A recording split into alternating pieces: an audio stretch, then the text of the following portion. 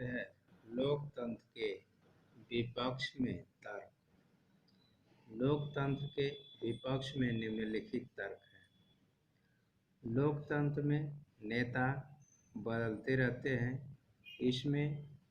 इससे अस्थिरता उत्पन्न होती है। लोकतंत्र का अर्थ सिर्फ राजनीतिक लड़ाई और सत्ता पर अधिकार स्थापित करना है। यहाँ नैतिकता के लिए जगह नहीं होती। लोकतांत्रिक व्यवस्था में सभी लोगों से बहस और चर्चा करनी पड़ती है, जिससे प्रत्येक फैसले में देरी होती है। चुने हुए नेताओं को लोगों के हितों का पता नहीं होता, जिस कारण गलत फैसले होते हैं। लोकतंत्र में चुनावी लड़ाई महत्वपूर्ण और खर्चीली होती है, इसलिए इसमें भ्रष्टाचार होता है।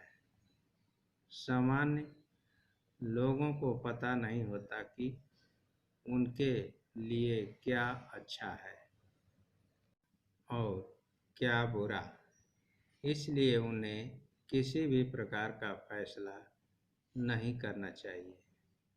लोकतंत्र में कभी भी सरकारें बदल जाती हैं, जिससे सरकार की कार्यप्रणाली पर असर पड़ता है। लोकतंत्र के पास इन सभी समस्याओं का समाधान नहीं है। यह न तो राज्य के सभी हिस्सों से और न ही पूरे विश्व से गरीबी खत्म कर सकता है। उपरोक्त सभी तर्क यह दर्शाते हैं कि लोकतंत्र शासन प्रणाली का एक आदर्श स्वरूप नहीं हो सकता। लोकतंत्र का व्यापक अर्थ।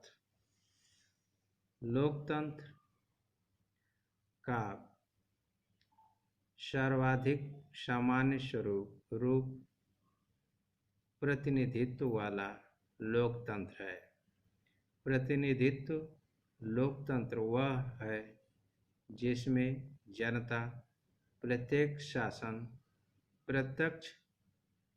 शासन न कर अपने प्रतिनिधियों को चुनकर उसे शासन सत्ता की जिम्मेदारी सौंपती है।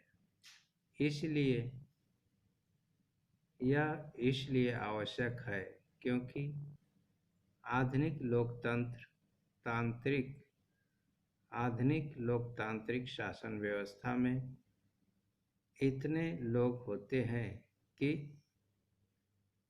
प्रत्येक मुद्दे के लिए सभी को एक साथ बैठाकर सामूहिक फैसला कर पाना संभव नहीं है। यदि यह संभव होता तब भी प्रत्येक नागरिक के पास हर फैसले में भाग लेने का समय, इच्छा या योग्यता और कौशल नहीं होता।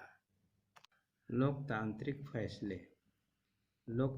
फैसले का अर्थ उस फैसले से प्रभावित होने वाले सभी लोगों के साथ विचार विमर्श के बाद और उनकी स्वीकृति से फैसले लेना है। किसी भी फैसले या निर्णय को लेने में शक्तिशाली एवं कम शक्तिशाली दोनों ही वर्गों के लोगों को अपनी बात रखने का समान अधिकार होना चाहिए। यह बात सरकार, परिवार और किसी अन्य संगठन पर भी लागू होती है।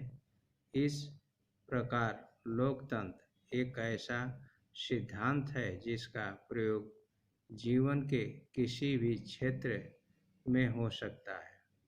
लोकतंत्र जीवन के अनेक पहलुओं में प्रासंगिक है और लोकतंत्र कई रूप ग्रहण कर सकता है।